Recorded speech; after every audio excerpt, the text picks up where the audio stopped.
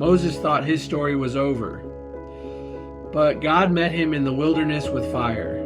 Moses was not standing in a palace anymore. He was not surrounded by the power of Egypt. He was in the wilderness watching sheep, living far away from the place he once called home. Years earlier, Moses had run from Egypt. His past was painful, his confidence was shaken, and from the outside it looked like Moses had gone from royalty to obscurity. But here's the powerful truth. The wilderness may have hidden Moses from people, but it did not hide him from God. One day, while Moses was near Mount Horeb, he saw something strange. A bush was on fire, but it was not burning up. The flame was real, but the bush was not consumed. So Moses turned aside to look, and that small decision mattered. Because when Moses turned aside, God called to him from the middle of the bush, "Moses, Moses." And Moses answered, "Here I am." Then God said, "Do not come any closer. Take off your sandals, for the place where you are standing is holy ground." Before Moses received an assignment, he received a revelation.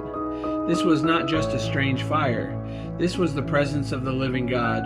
And God told Moses something that should still move our hearts today. He said, "I have seen the misery of my people. I have heard their cry. I know their suffering." God was not distant. God was not unaware. God had seen every tear, heard every prayer, and knew every burden Israel had carried in Egypt. Then God said, "I have come down to deliver them." But then came the part Moses did not expect. God said, "So now go. I am sending you to Pharaoh to bring my people out of Egypt." Moses immediately felt unqualified. He said, "Who am I that I should go?" And God did not answer by telling Moses how talented he was. God answered by saying, "I will be with you." That is the heart of the calling. It was never about Moses being enough. It was about God being with him. Then Moses asked, "What is your name?" And God said, "I am who I am." The eternal God, the self-existing God, the God who needs no beginning and fears no ending. The God of Abraham, Isaac, and Jacob was calling Moses to step into a deliverance mission bigger than himself. Moses had a past, Moses had fear, Moses had questions, but God had a purpose. And that is still true today. God does not always call the people who feel ready.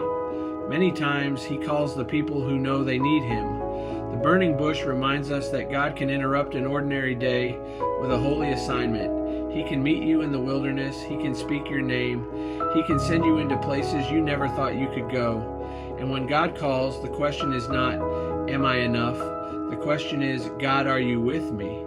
And if he is with you, then the fire of his presence can lead you into the purpose he had for you all along.